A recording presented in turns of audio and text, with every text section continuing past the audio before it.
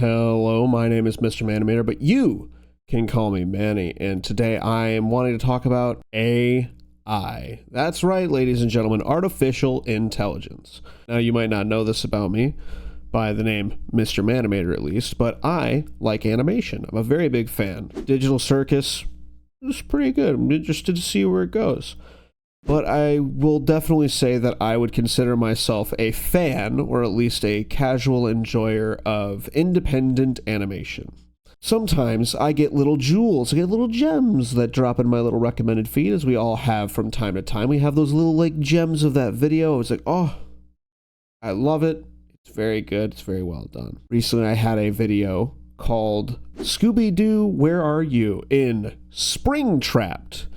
And that was by a young man named Egan Tilghman. Tilghman? The premise of the episode is the Mystery Inc. crew has to investigate Five Nights at Freddy's. It's very well done, and it's also animated in the style of Rankin Bass. Now, what you're seeing in front of you, you might not realize it, but this is actually Blender, and that's really why I'm impressed by this, and I like it. It's a good video. Very well done. Highly recommend it. Link will be in the description for you to go watch it yourself. But that's not what we're here to talk about. We're here to talk about some controversy that surrounded this video. And I know I'm like 2 months late to it, but I felt like I had to chime in because, you know, I'm a random talking head on the internet and my opinion is more important than yours. So apparently, a couple of the voices, I think 4 out of the 7 voices that you hear in the short, only one person who wasn't Egan voiced the characters in the episode. Everyone else is AI. People overall really enjoyed the short. It has good pacing. It matches Scooby-Doo's vibe. It perfectly mimics that Rankin Bass Christmas special stop-motion animation style, and I find it very endearing and very impressive that they were able to do it in a 3D program. The fact that Scooby-Doo looks like he's like made of felt and is like being adjusted at every moment, phenomenal. Amazing job. Egan, my hat's off to you. I'm not wearing a hat. Jamal's wearing a hat, but you get the point. Our hats are off to you, sir. You are very talented. But apparently, people don't care if you're talented. If you step on a buzzword landmine, that means that you are a bad person. So basically what happened is the video gets posted and it starts getting traction, and like anything that starts getting traction, obviously, the more people that see it, the less people like it. It's just it's a natural thing of the internet. You know, you're gonna have a large group of people that are very big fans and are just like, cool, and they leave a like, a comment, and even a subscribe and a bell icon hit. They will leave that, and then they'll move on with their day. Then there's other people who, for some reason, feel the need that they have to chime in with their 2 cents and say, no, actually, this thing that everyone finds just overall good, actually, it's terrible, and you should hate it. And that seems to be what Jay Lender felt like. So he's a guy, he's a storyboard artist, don't know much about it. I'm not on Twitter, so you'll have to forgive me for looking up the knowyourmeme.com, and if I get any of these information wrong, just tell me I'm wrong, and I'll be like, yeah, probably, and then we'll move on with our days, because this is the internet and not the end of the world. But Jay Lender decided that he needed to chime in and say the following. This film uses AI simulated voices of currently active talent. The inevitable result of this cheap tech will be overexposure, killing their ability to make a living with their formerly unique instrument. Law must catch up now. And he tagged Gray Delisle and Mindy Kaling, which are 2 people involved with the Velma series. Remember that, guys? We all love the Velma series. It's so good. I have nothing to say about Velma, don't ask me. Basically, this guy found a video of some random kid on the internet. He's like 23 years old and, you know, didn't really want to put in a lot of money. He's already using a free program called Blender.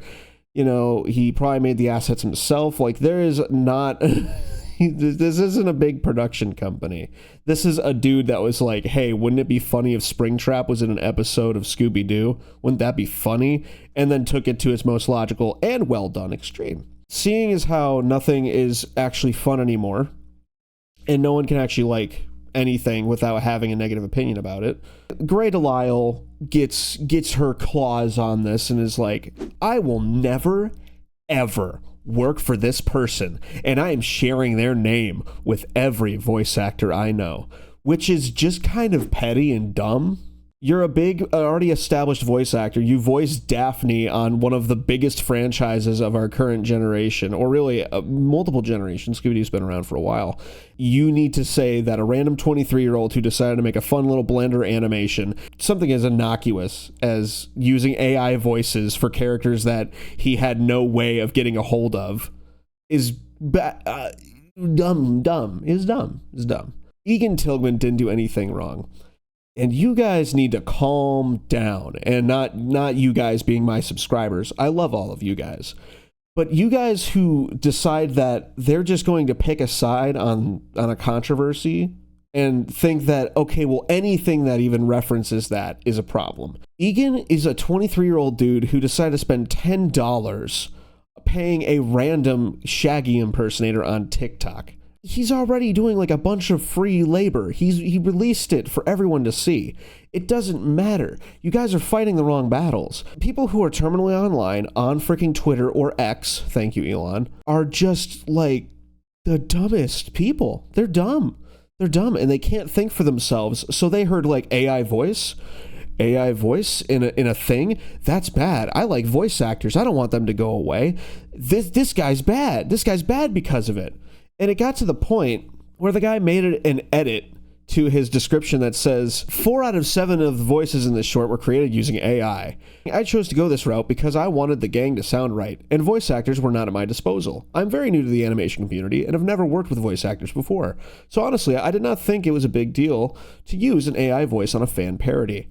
I'm only 23, I'm not rich, and I'm working completely solo. I spent $10 on this project, and that was to pay a TikToker with a good Shaggy impression to read all of his lines. I taught myself Scooby and did all of those lines myself. So I hope you can understand that it was an honest mistake, made by an independent animator who was just trying to have a little fun with the medium and his favorite franchises. I'm currently working on redubbing the video with real VAs, so hang tight. Egan, you did nothing wrong. You don't have to apologize for a dang thing. People need to get off of their little proverbial high horse of saying they're morally superior to you because they don't use AI.